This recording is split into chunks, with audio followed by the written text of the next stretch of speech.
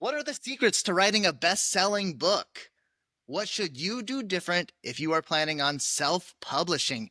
How important is your title and book cover art? How can you make sure your book actually gets read?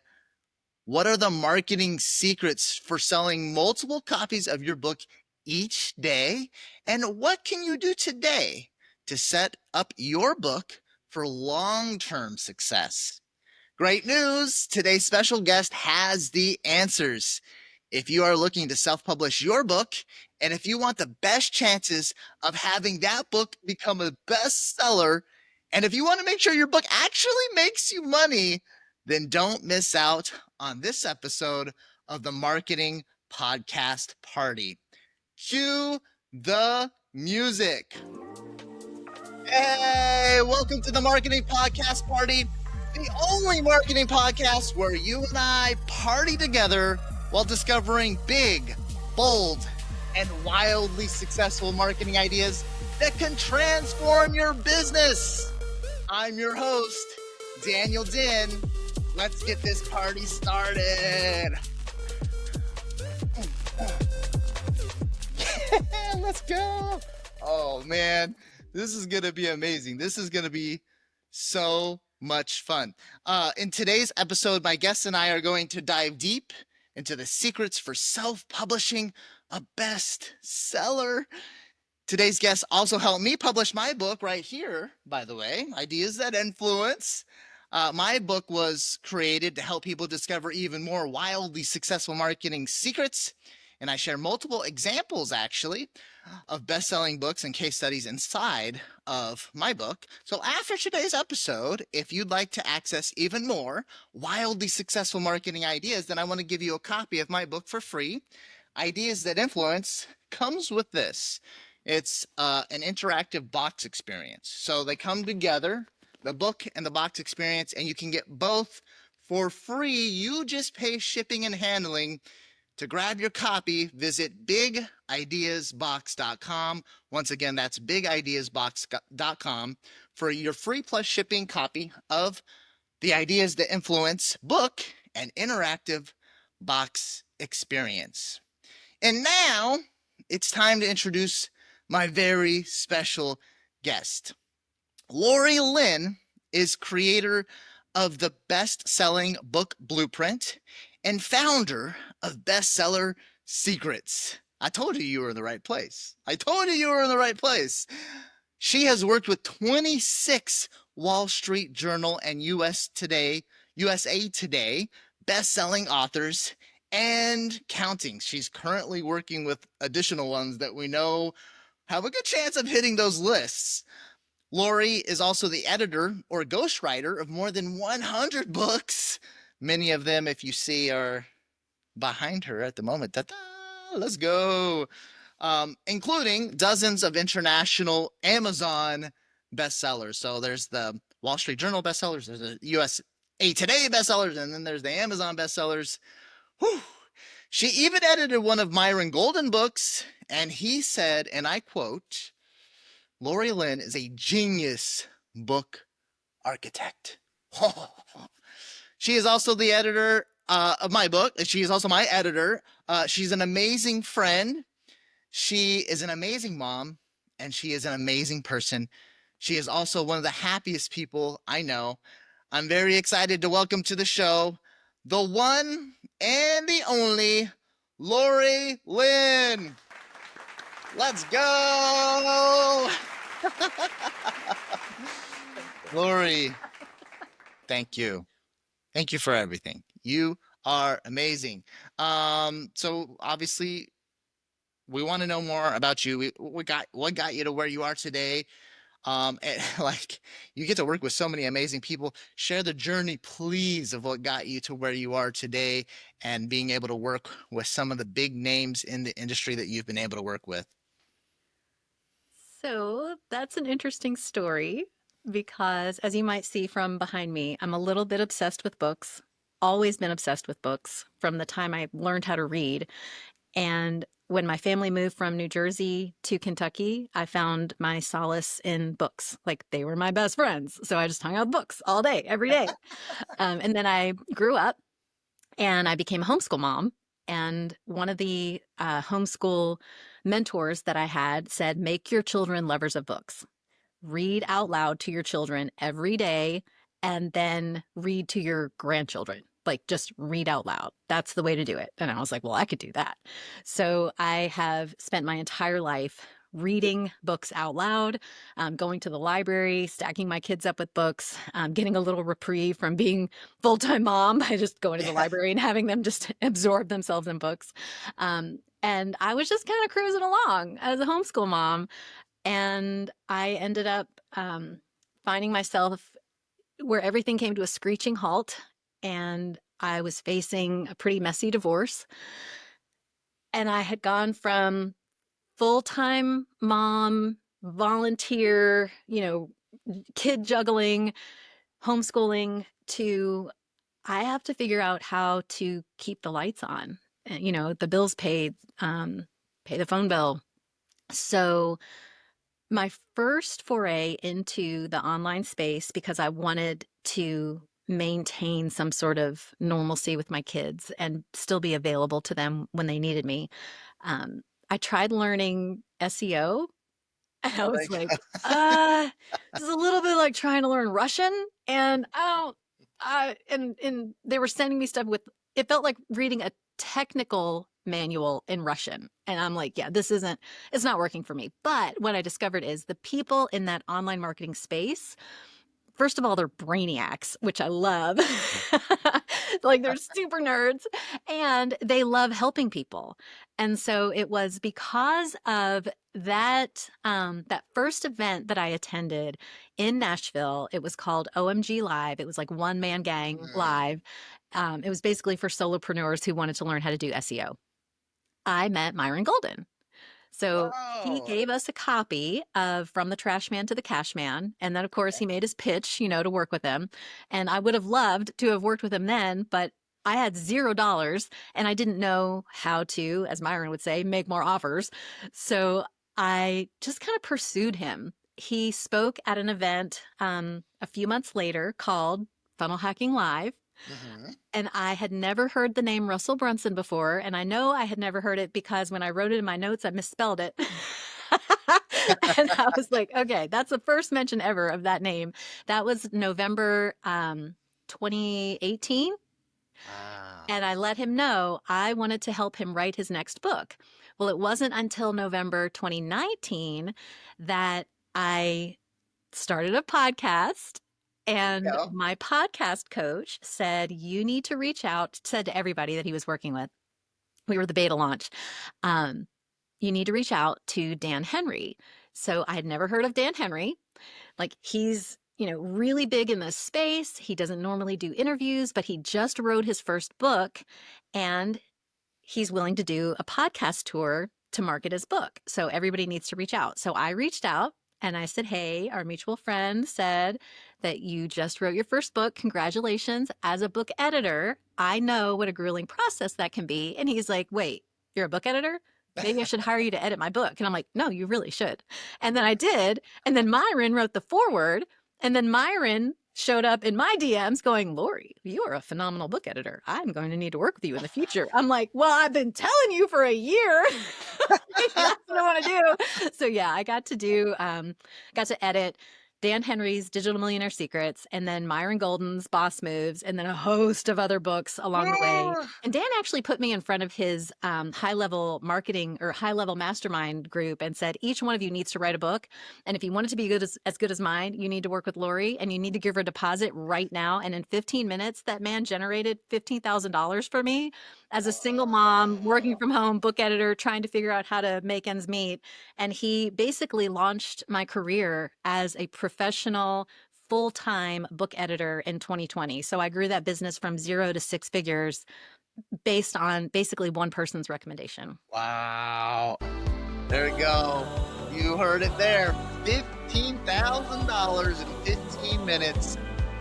Dan, that's why you rave about Dan Henry all the time. You're always like, I love Dan. launched a six-figure career Yeah. for Lori Lynn. Oh, how'd you get those hearts on the screen? Were you messing with the special effects? Let's I'll never tell. go. I don't even know. Lori said this was the first time recording on Riverside FM. And so she goes into the special effects and she starts doing all these things that I've never seen before. I'm like, what are you doing? How did you do that? I have no idea how you did that. I'm just That was cool. curious. I get curious. That was super inspirational, Lori. It shows the power of networking. It shows the power of one recommendation. It shows the power of being in the right rooms as well. And it was, I don't know. It must have just been fate, but I feel like when I chose you as my editor, it was one of those right room situations as well. Do you remember? Totally. I Do do you remember remember. You need to meeting tell in that story. line? That was awesome. That was crazy. So you want to tell that story, well, I guess we would probably tell it from different angles. So, do you remember, like the Just room standing in that we were line in? waiting for food. Yeah, but not just standing in line waiting for food. It was standing in line waiting for food once again in the right place, in the right community. It was, if I remember correctly, it was the welcome lunch for the people that had signed up for 2CCX. But if you were already in 2CCX, Russell Brunson's program, then you got to attend once again. And they had a line for some, I believe, some really good barbecue. I was like, wow, social proof. There's a line. I got to stand in this line. And we're standing in line, and all of a sudden, uh, Lori and I are talking because we're standing right next to each other.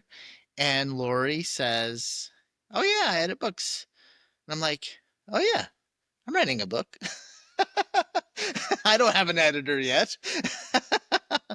Now let me ask you this, Lori. That seemed to be like, is it that easy as an editor? Is it that, like, is there such a demand for good editors out there that when somebody finds somebody that's good at editing, they're like, oh, like just immediately attracted to you? Or was that, or is that one off when you meet somebody in line and then they become a client? Or is it like super common because everybody's in search of like great editors and great copywriters and great ghostwriters? So it's not super common. Okay, there we go. Just curious, just curious. So interestingly enough, that event was the event where Dan Henry gave away his book, Doing a Millionaire Secret. So I was Mm. able to say, this is a book that I personally edited, so you can see the level of detail that I have with my work. And then Dan had said, "You're the only person I've ever met who cares more about my project than I do." He's like, "You can calm down." I'm like, "No, I can't. You don't understand." Like, once you put this out there, it is out there. It's in print and you can't take it back. It's not like a website that you can go in and make changes and then, like, no, it's like once it's done, it's done. So we have to make it as perfect and polished as possible before we publish this thing. So I am a little bit obsessive, I don't know for sure, but there have been some rumors that I might actually be slightly on the autism spectrum, where like at least neurodivergent with that ADHD brain where I hyper focus on something and then other things just kind of don't really make sense to me. Like I had to hire someone to do bookkeeping and accounting early on because I knew I would just make a mess of it. The only reason I know I made six figures in 2020 is I hired someone to tell me that that's what I did. Otherwise, I wouldn't have the first clue. There But you go. I know I, combed through hundreds and hundreds and hundreds of thousands of words that year. Yeah. Also because Grammarly told me, and it's like, you've looked at, and then this number, and I'm like, I don't even let you look at half the stuff I look at. So it's got to be bigger than that. But yeah, most people aren't writing books. Mhm. Most people are consumers. They're not creators. There was an interview that I just heard recently that like shook me to my core. Daniel Priestley, all these Daniels, wild. You're everywhere. I would say it's a great name, but I mean, the truth is, it's just like, I don't know. I guess all of our parents wanted to say we were like Daniel in the lion's den or something. I don't know. I like it. Yep. Courageous and Yeah. bold, brave. So, yeah, Daniel Priestley was telling Stephen Bartlett on Diary of a CEO that for every one person who's creating on a platform, LinkedIn, Instagram, Mm. Facebook, podcasting, you have 100 people who are consuming. So, just by publishing, you are among the 1%. Ah, So, the oh my God. creators, right? Okay. Come on, All right. creators. Wow, wow, wow, wow, wow. That was gold, Lori Lynn. Just by publishing, you're part of the 1%. Wow.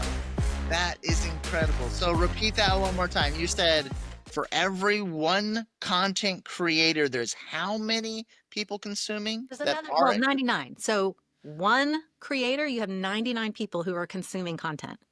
is incredible. That makes me want to go publish the next video even Right? faster. That Yes, I I definitely know. That lit a fire under me. I was like, I've been on Substack recently and I'm like, I got to get the next one. Got to get the next one. I let's go. like being in the top 1%. Like back when I was in school and they would give us those tests that were like, okay, you're in the top, 1% or 99 percentile. It means you performed better than 99% of the people on the test. Well, you don't get tests like that when you're an adult. So I'm like, I'm in the 99th percentile again? Okay. Let's This go. is amazing. I I was a good student. Whenever I got whenever I would like take the test, like especially math, it was like, oh, you're in the 99 percentile, and you're like, no, I'm not. You guys are lying to me. Like, I didn't believe it. I didn't believe it. What if I didn't think it was a thing either. I didn't think that my writing was especially great until I started teaching writing. And then I'm like, oh, this is what they're seeing. This is what all these teachers are seeing. And then you have that one person who you're like, oh, I really like reading this. And Daniel, really, it's the same way as an editor. I can't tell you the number of times people have come to me and said, I have this idea for a book, or I have a manuscript, and I'm like, uh, this like we need to start over, or you just need to keep a journal, or like I don't say yes to everyone. I yeah. turn down a lot of people. I actually had someone reach out to me and ask me, okay, well, what's my homework? And I'm like, write something I want to read. We didn't have another conversation after that. It Mic was a little drop. rough. Let's go. Yeah, I am from New Jersey originally. I think tact is a 4-letter word, so you gotta, There know you that go. going That in. explains a few things. Love New Jersey. I do try. I mean, you've worked with me. I do try to, tread lightly and speak gently if I really want to work with you. But if I don't, yeah. Yeah. Yeah. Um, and that was one of the reasons why I was grateful for I was super grateful that you accepted working with me, because you said, all right, like, because you actually provided something that was like good. Yeah, well, that's the thing. When I'm editing a book, I have to absorb myself in that book. It becomes part of the fabric of who I am, Yeah. and I am immersed in it. I'm reading it multiple times. I'm going through it line by line, and I have to enjoy it. I'm not going to torture myself by reading books that aren't enjoyable. And yours, oh my gosh, how many references did you have? It was like 230 something. I mean, it was insane how Uh, many yeah, footnotes you have in that book. some And I big was like, this number. is like the marketer's Bible. Like I'm serious. Okay, this is a pitch. 170 references. There we It was a go. lot. I don't know if you can see that. So yeah, 170. 170. So it Uh, is well researched. If you are struggling for ideas and you have that book, you will not struggle. Like it will Thank ignite. I'm you. serious. It will ignite ideas for your marketing. And it's coming from 171 different places. Like you could do this, or you could do this, or you could do this, you could do this. And I'm like, every time I would read it, I would be like, oh my gosh, this is amazing. This is like the marketer's Bible. Everybody needs to have this. I can't wait for this to come out. And Let's now go. it's out. Thank Woo! you. No, I appreciate that, Lori. So I think, and I think this will help all authors out there. Latching onto this one concept really helped me. As a marketer, we are learning how to get people to take action in lots of different ways. And I learned along my career, about 20 years doing marketing, I learned one thing that's really always stuck with me, that um, if I tell you the information, like if I tell you the secret, that actually doesn't get you to take action. So, for example, if I say, Lori, your secret to success is super simple, go start a podcast. Okay. If I say that, then you are very unlikely to do that. But if I share a story or a case study or an example of somebody in your same shoes that started the podcast and that catapulted them to wild success, then that is a motivator. And so when I went to write Ideas That Influence and structured the entire book, um, I had uh, spreadsheets and spreadsheets and spreadsheets of examples and stories and case studies that were going to possibly go into different chapters. And so I had, as many as 30 or 40 different possible stories and case studies for every single chapter. And then it was whittling it down to what's the 80/20, what's the most impactful 4 or 5 stories that I'm going to put in that specific chapter. And so every single chapter I have people because it's actually a book that gets read, partially thanks to you, Lori, because of the great editing. It's easy to read and people love the stories. And then people will tell me about how one specific example or story really changed their mindset and got them to see things in a different way, or that gave them a big idea. And so I think that's what a lot of people are missing, especially if they're writing a nonfiction book, which is more of your specialty, right, Lori? Yeah, I love nonfiction books that help entrepreneurs, especially, grow their business, build their brand. Yeah, I love entrepreneurs. Well, it's a you're an entrepreneur as well. It's your tribe, right? It's the Mhm. tribe. Let's go. Yeah. But I think most entrepreneurs, somewhere along the line, they never learned that it wasn't about the information per se, but it was more about the story behind the information. Mhm. So, Yeah. Along those lines, um, if you don't mind, I hey, have a little bit of gold to offer your audience. I know. I know. that's what we wanted. That's what we want. But it ties so beautifully in with what you were saying about sharing a story and then letting them see themselves in that story, and then that idea becomes their own. You didn't give it to them. Hmm. You did, but it was very subtle. You didn't tell them what to do. They decided for themselves what to do based on the story that you told them. So oftentimes what I will suggest with entrepreneurs, they want to launch into teaching. They want to go straight into, like, this is what you need to do. And it's a turnoff, especially for entrepreneurs, because we Yep. don't want to be told what to do. Like, we want the Yeah. idea to be ours, right? We want freedom. Like, we want autonomy. Like, Yeah. we do not want a boss. So do not boss me around. I will say, when I was a little bitty, my mom said my first sentence was, "Do it me self." I was like, checks Let's out. Yeah. go. That's Still doing awesome. Do it it. myself. Still doing it myself. Do it myself. Do it myself. Get out of here. Right. So then when my And kids then were your little, mom I was was always probably like, like, "Oh, well, I'm not gonna have to worry much about her. right. Yeah. I'm not gonna have to She's worry grown. about Lori." Yep. And that's kind of how they've acted with me. But then when my kids were little, if they would struggle with something, I would be like, "Do you need help with that?" Because I didn't want to jump in and do it for them, because I knew from, my own perspective, I want to do it myself. I want to figure it out. I want to Yeah, struggle. I want the challenge. yeah. So one of the challenges that entrepreneurs face when they're starting to write their book is they'll really kind of get in a groove at about chapter 3.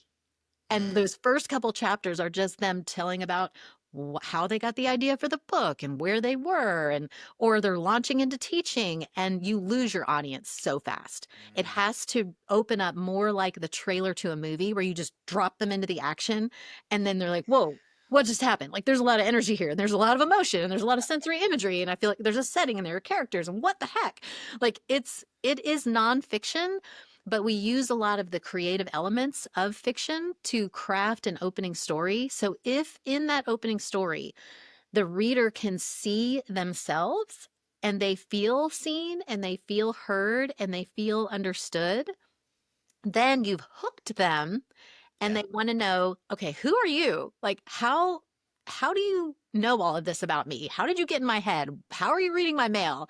And then we establish the author's credibility and then we lay out the framework. So if you have that opening story that, and I'll dive a little deeper into the idea of the hero's journey. So Yeah. it was popularized recently by oh, what is his name? Miller, Donald Miller, who Oh yeah, wrote Donald The Miller. Yeah. Rebrand. Hmm. But he got the concepts from Joseph Campbell, who wrote The Hero with a Thousand Faces. And the basic premise, and like this is the shortest way that I can condense the hero's journey, is you have a hero who embarks on a new path, runs into different obstacles. They have maybe 3 different paths that don't work out. They happen upon a mentor or guide who gives them this magic elixir that can put them on the path to ultimate victory, should they choose to go that route. And some stories lead to victory and some to defeat. That's why you have, comedies and tragedies. And so, what I like to do in that opening story is position the author not as the hero, but as the mentor or guide and the reader as the hero. So the Yeah. person that the story is about is the hero of the story. That's the protagonist. We Yeah. want to have a setting that creates this sensory imagery where we know where we are, because our brains are always searching for who is this, who's talking to me, where are we? So we appeal to the 5 senses, and ideally we tug at emotions. So I have an author who's a screenwriter. He wrote Script Cake Secrets, and he says if you can make your audience laugh, cry, or have chills, you win. And so if you can do that in that opening story, position yourself as the mentor or guide with this magic elixir that will get them on the path from where they are to where they want to be. They feel seen, heard, and understood. They want to know who you are. They want to know the framework. And then by the end of the book, you have a very clear path for them to follow, to take with you, where you continue to be their guide. And so you've got that next steps at the very end, which Yeah. is how you take the book, which, maybe $10, $20, free plus shipping, whatever. And then you turn your reader, your sale into a client, and then you take that client on a journey, and then you have amazing relationships like the one we have now. Let's You go. get on their podcast and you dress like you're going on the red carpet. Oh man, no, that was some gold. So that you made me think of so many different things, and you reminded me of our editing process and everything. And there was a mistake. I'd say that for the most part, the structure of the book that I gave you before you started editing was the same, except with one very, very important thing, and that was the beginning.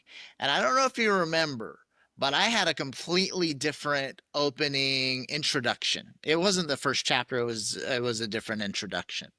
And basically the introduction was like, these are all the things wrong. And you were like, uh-uh. It ain't gonna work. Like, it's not the worst, but it's not like the winning formula. Oh, like you were blaming your reader. You're like, this is what you're Yeah. doing wrong. It's all your fault. And I was like, whoa, whoa, whoa, you can't tell them that. Like out of the gate? No, we can't say that.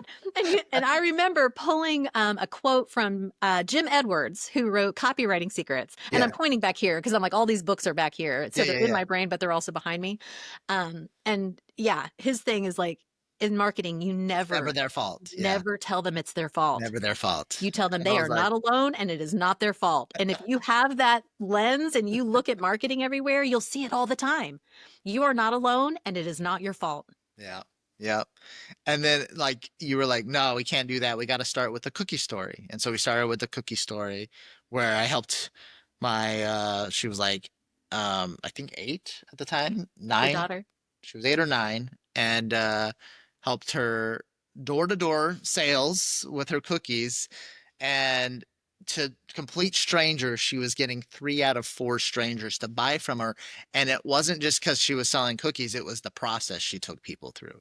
Um, and so we started with that. And then like the iffy one was chapter 1. But in retrospect, it's a winner because you talked about the emotion. And so I take people in chapter 1 of ideas that influence into a complete emotional journey through a case study, and I have them vote in chapter 1. Long story short, I have people messaging me all the time about that chapter and about how it basically broke the way they think. And they're like, holy smokes, I can't believe I voted for Hitler.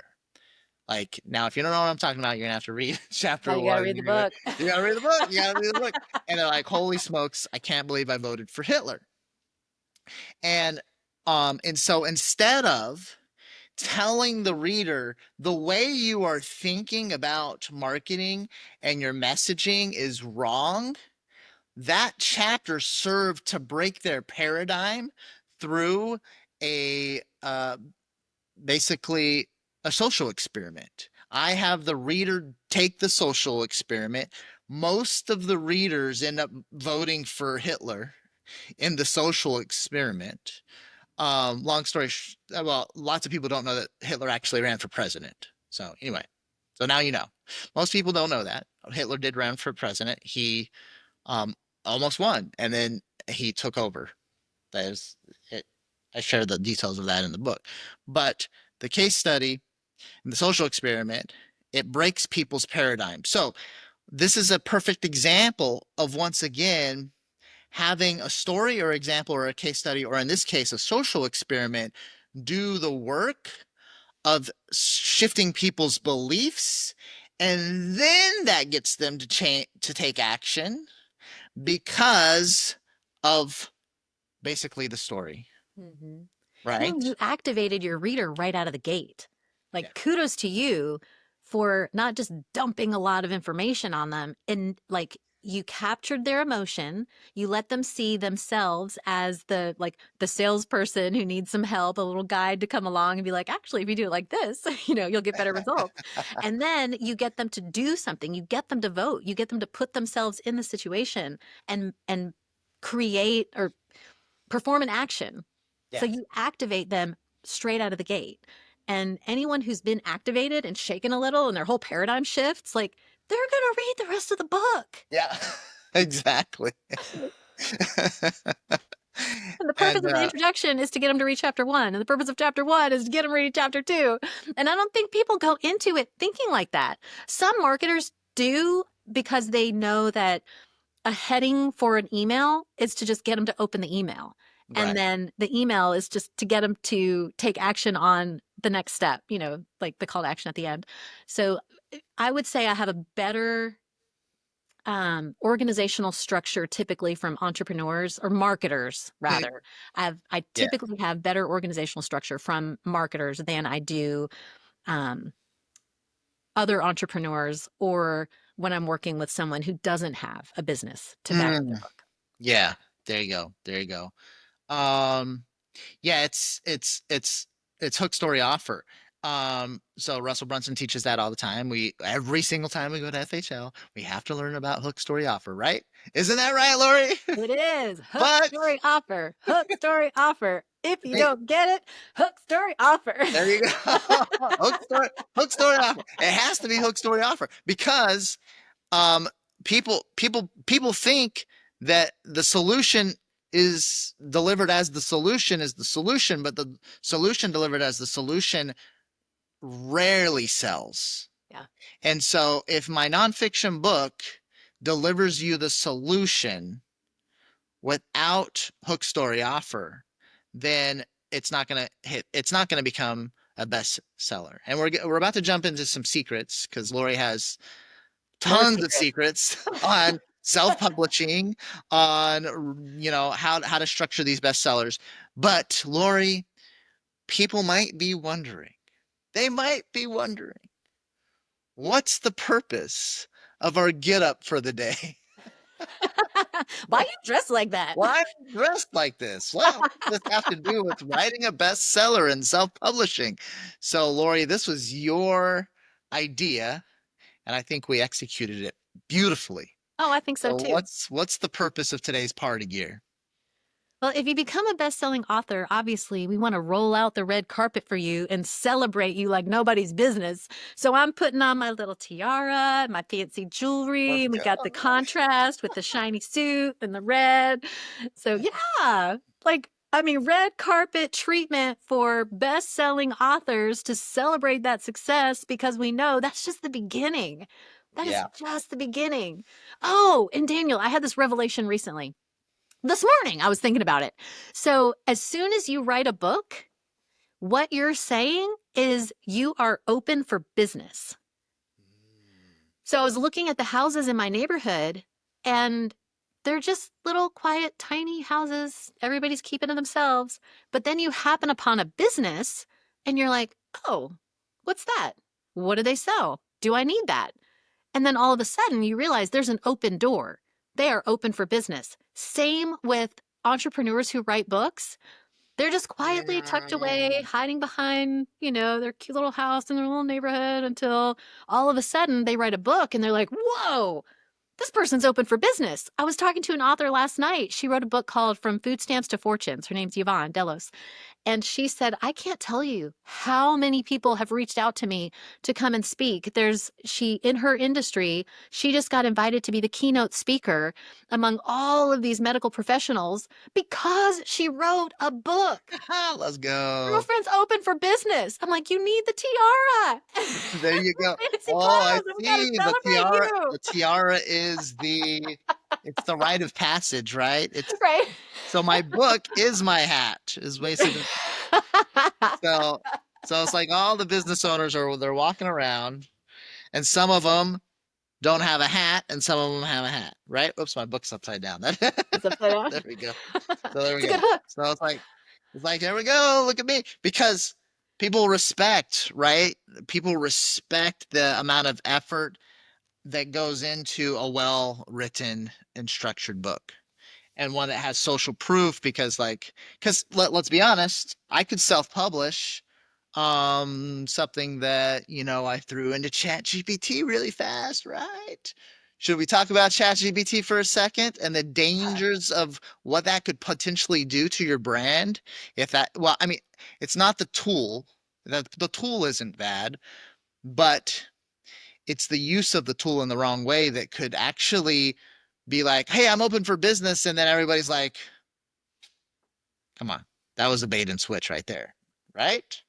Right? What are your thoughts on that? 100%. Used as a tool, very effective. Misused as a tool, you can actually get shut down during your launch if you get flagged for plagiarism.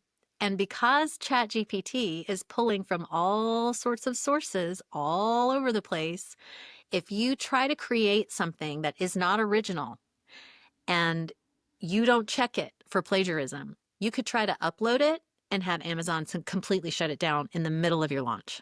Wow. The way that I use it, that I'm finding is super effective and is rocking my world right now, Hmm. is entrepreneurs tend to move fast and they don't like the process of just sitting down to write. It feels like torture. They would much rather speak their ideas than write them by Yeah. hand. Hmm. So we have been recording, let's say I do an interview on Zoom or using a call recorder like Rev, and then I have that recording transcribed, and you can pay for a human transcriptionist to do it through Rev, or you could use like Mac Whisper, do it for free. Then you can pop it into ChatGPT and say, ideally 4.0. Anything before that, it gets a little wonky. Okay. But if you pop it in there or any other AI that you really like, and you say, this is a transcription from an interview, I just need to clean it up a little. Like, Wow. don't add anything to it. Don't try to make it into something else, and talk to it like it's a 10-year-old. Like, I just need you to clean it up. I Just don't want clean it any up. of your vocabulary, your ideas. I want everything that's in here to stay intact. I want to preserve the author's voice, their word choice, the tone, the energy. I want all of that preserved. I just need you to clean it up a little.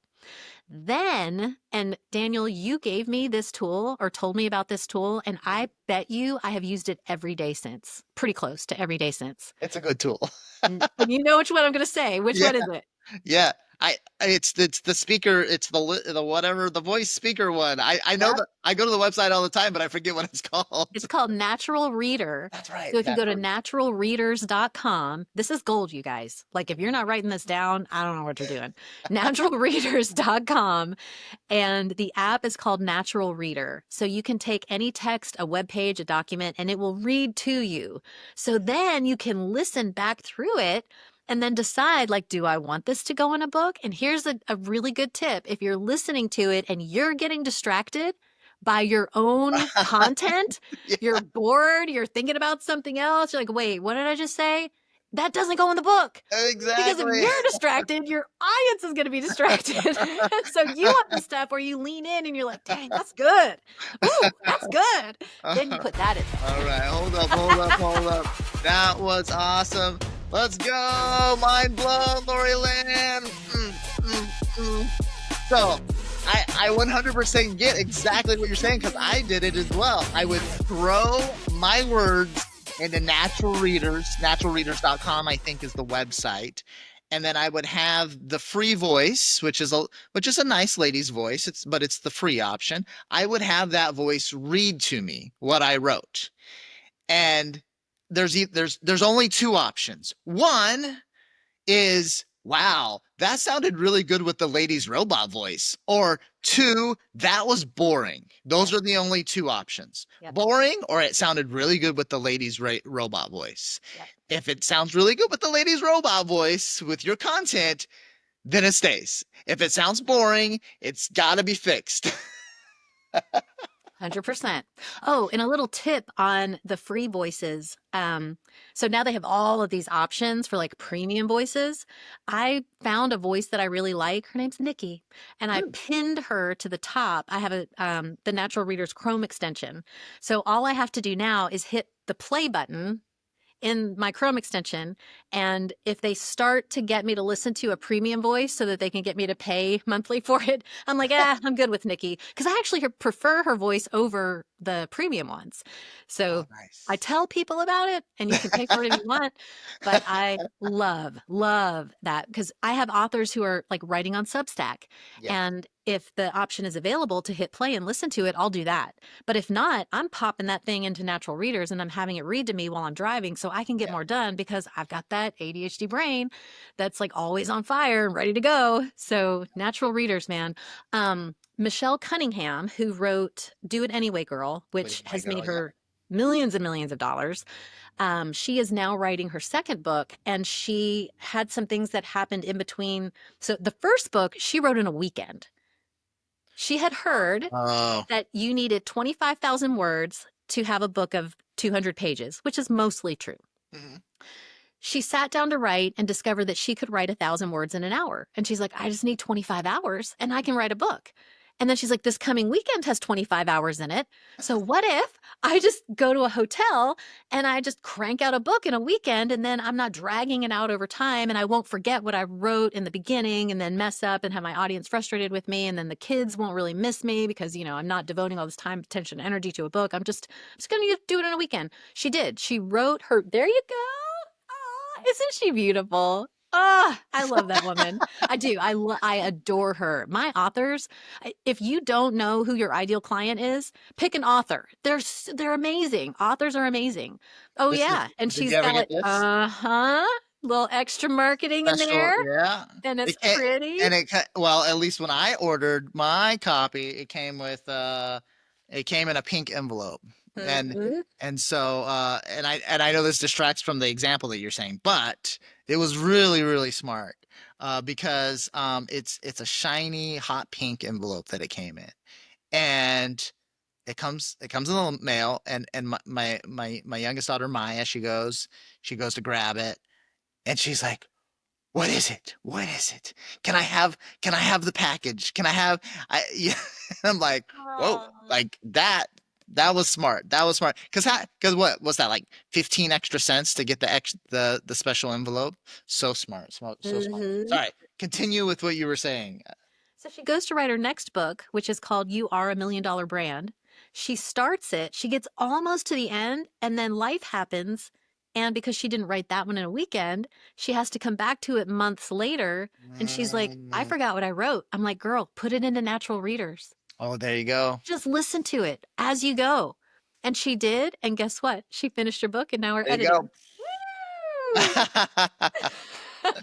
Yeah, there you go. Whenever I have to read, like, if I have to read like a legal contract, it's my best friend. I'm like, all right, I'm gonna get through it, and I'm gonna get through it fast because half of this legal jargon I don't care about, but I kind of understand what it's saying. Is so read it super fast and just, and then oh wait, that was important. Go back and reread that section. What am I signing? So Mhm. many different uses for it. And you Well, can increase the speed. So I yeah, listened to a manuscript that I was working on, a ghostwrite that I was working on at 3 times the speed because I just wanted to get a feel yeah. for how is this being shaped? And then are there places where I'm distracted? And are there places where I'm leaning in? And let's do more of the leaning in and less of the distracted. Awesome. All right. Well, things are heating up. Things are getting really good. Y'all seeing this? You getting these tips? Things are about to get crazy. Let's go. So, Lori, you've already shared so much gold, so many tips. Um, what else do you have for us? So, I mean, basically, like we went into the whole hero's journey. That's a must. The storytelling's a must. Making sure that in robot voice it actually sounds interesting what you've written. That's a must. There's so many other details that go into a bestseller and they go into self-publishing. So the floor is yours. I'm gonna kind of shut up for the next 10 minutes. I'm gonna try to say the minimum because I know you've got some additional gold nuggets, maybe even about book titles and cover and structure and, marketing. The floor is yours. Drop all the golden nuggets, the golden boulders, like my friends Luis and Luis always say. What do you got for us? All right. All right. Well, the first thing is everyone judges a book by its cover. We all do. We can't help it. So, choosing a book cover is paramount to getting someone to read your book. And the only valuable book is one that gets read. Like, that's it. If nobody reads it, it's like it might as well not exist. So, the way that I describe how to choose your book cover is really pay attention to what your audience wants. What are they buying? So if you look at, let's just say, the top 10 books in your specific genre or niche or category on Amazon, and you screenshot them on your phone, let's say 9. We do 3, 3, and 3. We got a grid now of books that your ideal audience, they already own these books. If you put your cover in the middle of those books, does it fit? I totally did that. I was like, does it look good next to everyone? Okay, yeah. Mhm. I totally did that. So if you think about all these books going to a party together and yours shows up, is it like, oh, I need to go home and change? Ooh. It's a very emotional feeling. Mm-hmm. Yeah, Yeah, you do not want to be ashamed of your book cover. I like that. That was gold right there. All right. That was I it's surprising to me that not I do it with I try to do it with thumbnails for YouTube as well. Mm-hmm. It's like, do I fit in? Like what's it's gonna show up as a recommendation? Does it look like it fits? Right. Yes. Yes. Oh, that's an idea that I hadn't even thought of. We mention, like when we're talking about book publishing, and I say we, Transcendent Publishing is who I have worked with. Almost every single book you see on the shelf behind me, from the plant over, is a book that I have personally either I'm the ghostwriter or the editor. and it has been published through Transcendent Publishing. So Shanda project manages the whole process and does cover design, interior formatting, and launch. So she is the reason that these authors are hitting the bestseller lists because she gives them the map. They have the map and she knows the algorithm, and the two of them together knock it out of the park. And it is every single time. Every single time. Yeah, it's a science. You got it down to a science, and I'll just throw in my 2 cents here. Part of the science is you want it to look like it belongs, but also, and this is very important, like whoever you're hiring, and I suggest you hire multiple designers, is part of the instructions is it has to fit in, look like the right thing, but also stand out. Mhm. It needs to be like out of those 9, they all look like they belong, but that's the one that the eyes are drawn to, and that's the one that's like, "Ooh, there's something about that one." And when you Mhm. get that special combination, then it's like, okay. And so for me, the X factor, the stickiness factor was the crumbled up piece of paper with the writing on it for the ideas. And people tell me all the time, like they absolutely love that element of the design of my book. So Mhm. it's how to stand in and stand out at the same time. Mhm. And you have a 3-word title, which is also important. Right now, 1 to 3-word titles are really hot. Mm. So we used to have much longer titles. We also had much longer books, but we have Mhm. shorter attention spans. So if you write a shorter book that's punchy and that captures attention, especially with the title, you have a much greater chance of your audience buying it and actually reading it. So when we're choosing the title, we don't want to confuse the reader. We don't want it to be this. Myron Golden talks about uh, don't make it a riddle. Like, don't make them work to Yeah. figure out what it means. Yeah. One that I would use as an example for that is I have a retired Navy SEAL sniper who worked with a ghostwriter to write a book, and he was going to call it Leaving the Bubble. Right. Yep. I And I'm remember you like, telling me the story. I Yep. don't really know what that means. So I thought, well, what does Google think it means? So I type into a search with Mhm. quotation marks, leaving the bubble, and what pops up, uh, pops up, is birthday parties with bubbles, the boy Okay. in the bubble, Okay. and like bubble gum. Like nothing Mm. about a Navy SEAL, right? Like and he's thinking this is a transition from military life to civilian life, and Yeah. they often call it, along with professional athletes, when they Yeah. leave that world, they'll say we're leaving the bubble. Well, the rest of Mm. us don't know that. So if you're only writing it for people who are transitioning out of a military background Yeah. into a civilian experience, sure. But if you want to reach a broader audience, and at the time he was talking to college students, like you can't call it leaving the bubble. So Yes. then my marketing brain is on fire. And it's like, okay, well, we have to come up with a title that is short Mhm. and punchy and really captures the essence of the book. And because of books like Untamed, these 1-word book titles that are wildly popular, I'm thinking, well, what if we did something like that? Because it is more of a memoir type book. Mhm.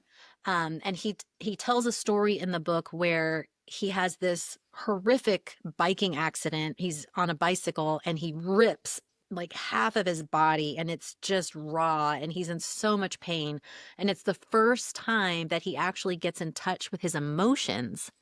And I'm like, in that moment, he's like uncorked or unhinged or unsealed. And I'm like, Navy SEAL, unsealed. Oh my gosh, I hope he loves Let's it. go. And so now it's called Unsealed. And Unsealed. he just came back from a paid podcast where they Mhm. flew him out, got Whoa. paid to be on a podcast. He is a keynote speaker in August for a big event.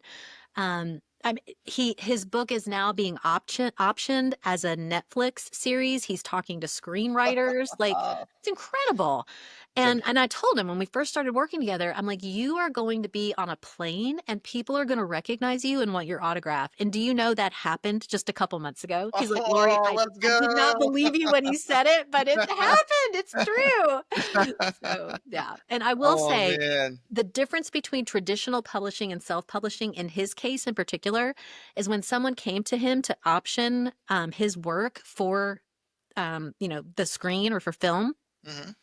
they didn't have any red tape to go through. He owns all of the rights to everything, all the content in that book. There you It's go. all his. He doesn't have to get permission from anybody There you else. go. And so, as entrepreneurs, we want to do it ourselves and we want to own it. We want control. So, I always That's recommend that you go with self publishing over traditional publishing and use a company like Transcendent to assist you in self publishing so that you don't look self published. love it. Oh, man. Oh, let's say, you know, hold up, hold up, hold up. Money magnet alert! Getting paid because your expertise through your book is working out so well. Getting paid to be flown over, getting paid to be put on the podcast, getting paid as a speaker. This is what people want, right? When it comes to nonfiction books, when it comes to self-publishing and getting that bestseller out, this is what people dream of. Isn't that right, Lori? So what else? Like what other elements go into the self-publishing aspect and to that bestseller aspect of things? Back to what you were saying about books that get recommended on Amazon, you want yours to pop up and look like it belongs. One of the ways that that happens is through keywords, and you want to do Mhm. keyword research before you choose your subtitle, before you choose your book description, Yeah. before you um, list it on Amazon. And if you want to bootstrap it and not work with a company, like do it yourself, you want to get your ISBN from a company called Bowker. You can go Mhm. to myidentifiers.com or bowker.com, Bowker, and buy either one or a group of 10. Recommend a group of 10, especially if you want to do a hardcover. You have to have two different ISBNs, and it's cheaper to do it that way, like individually. And then you upload to Ingram Spark. And Mhm. then Ingram Spark serves as your distributor among all of the online retailers. So you're not only available on Amazon, you're available at Books a Million and Barnes and Noble and even Walmart and Target and anywhere books are sold, you are available. And it boosts your SEO and you have like Which is all of this which is exposure. full circle because in the Full beginning circle. you were an SEO person. Woo! Search engine optimization, baby. And now I'm good at SEO for books. So Right. there you go. Yeah, absolutely. There's a tool, we use it at Transcendent, but you can buy it. There are two book professionals, book experts that I also recommend that people follow. One is Dave Chesson. He's known as Kindlepreneur, Mm, and he has software called Publisher Rocket that will help you see who your competition is and what keywords are best for your subtitle and title. So in the SEO world, your website is the best place to have your keywords. The mhm. second best place is your H1 and H2 tags, so your headings and your subheadings.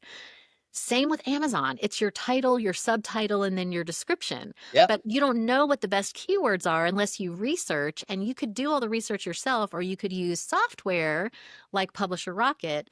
And it's not very expensive. It's like a couple $100, and then you have the license to use it forever. But it's fascinating. And you kind of get to see too, like how many books are being sold like per week. And there's a calculator online. Mm. Can't remember the name of it, but if you just type in like calculator for how many books are being sold on Amazon, you can look at what the when you open up a listing on Amazon and you see the book and you scroll down and you see what number it is. So there are millions and millions of books on Amazon now. But if somebody's at like, number 47,601, like about how many books do they need to be Yeah. selling to hit that Yeah. number? You can figure that out. It kind of gives you, yeah, that is so Little cool. intel.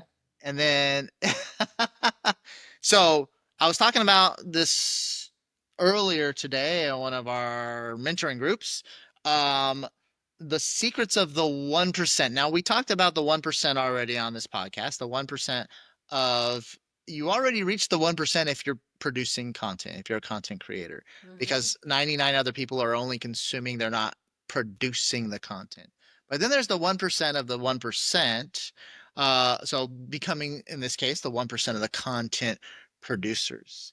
And what I love about all these tips today that you shared, Lori, is that it gives us a peek under the hood to the 1% of the 1% of the self publishers, of the bestsellers that are self publishing.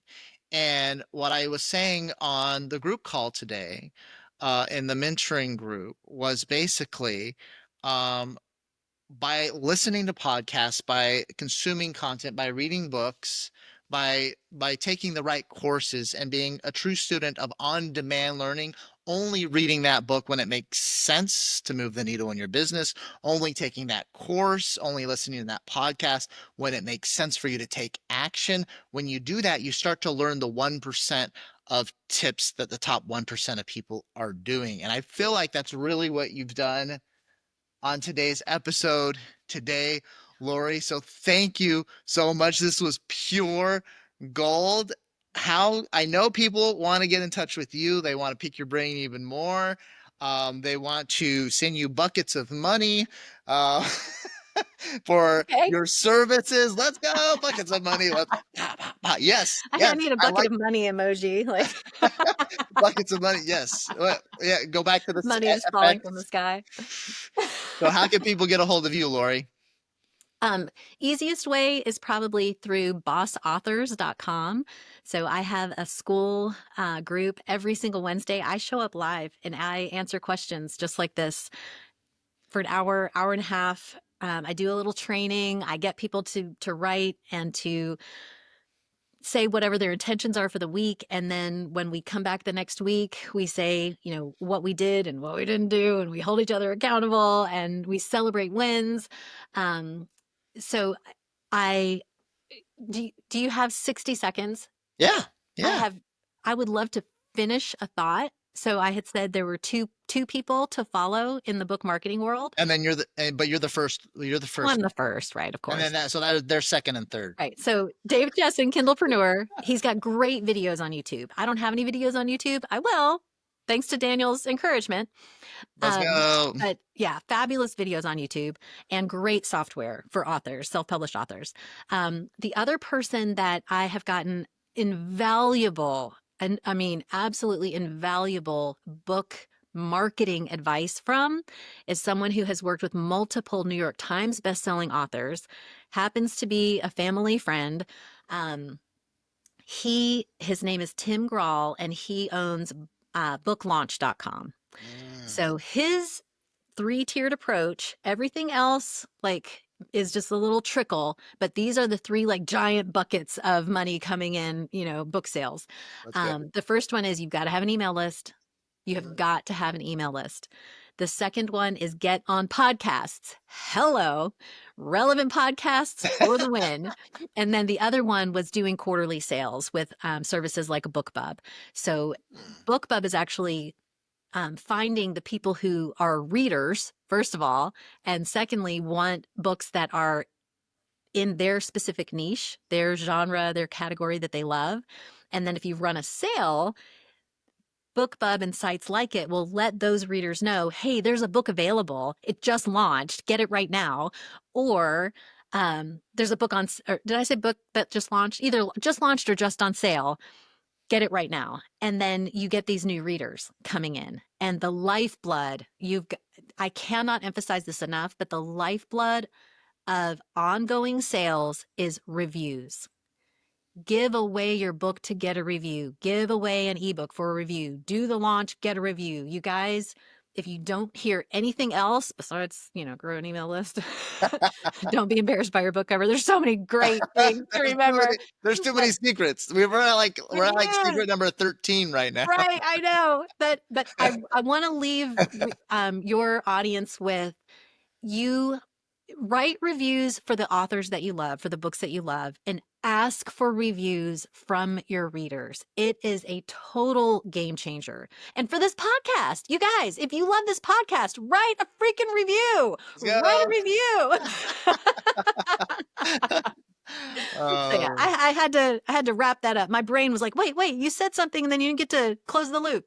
yeah. And then one of the tips, because literally you shared like 13, 14, 15 top secrets. And so we did it through, we pulled them out of Lori's brain during this conversation. But one thing you said that was gold earlier was, well, I can take the transcript, I can drop it into ChatGPT and say, don't change the way we spoke, but please, like, fix it up a little bit and go ahead and number the secrets that are revealed, like the tips that were shared. And then it's like, oh well, actually, Lori, just surprise, you actually shared 24 tips. So now we can be like, here's the 24 tips, and then that's a whole blog post, that's all. And then we're winning as content creators, right? We're winning with our books, we're winning with our videos, we're winning with everything. It all intertwines, because when there's a formula for content that breaks through the noise, and is a very similar formula for a podcast episode, a very similar formula for a YouTube video, and a very similar formula for a movie, and it's a very similar formula for a book. We're basically learning how to write a movie in book format for nonfiction when we're working with Lori Lynn. Is that right? That's pretty accurate. Yeah, pretty accurate. There you go. There you go. And I would also say if someone is listening and they want to write a book, Boss Authors is the place to go. And there's like a 7-day free trial to be part of the community. And you can like pop in, pop out. My best-selling book blueprint is in there. So when you become a member, you get that. So you have a framework to drop your content into. But if you want more content in terms of entrepreneurship and single mom life, trying to like hold it all together and figure it all out, I'm on Substack too. So I'm LoriLynnLoves.substack.com. So find me on Substack and subscribe, or find me on the school platform at Boss Authors, and I can either help you write your book or encourage the socks off of you, because I freaking love entrepreneurs and I feel like we make the world go round and make it a whole lot more interesting and a heck of a lot more fun. Let's go. Oh, that was amazing. Thank you so much, Lori. And with that, all right. Thank you so much for joining us in this episode of the Marketing Podcast Party. Please share this episode with your friends, family, and business partners. Also, remember that the party continues with your free copy of the Ideas That Influence book and interactive box experience. I wrote both the book and created the box experience. Yeah, let's go. I created both to help you with even more wildly successful marketing ideas. Head on over to bigideasbox.com to grab your free copy. You'll get your copy for free just by paying shipping and handling. Once again, that's bigideasbox.com for your free plus shipping copy. I'm Daniel Din. This is the Marketing Podcast Party, and I'll see you in the next episode.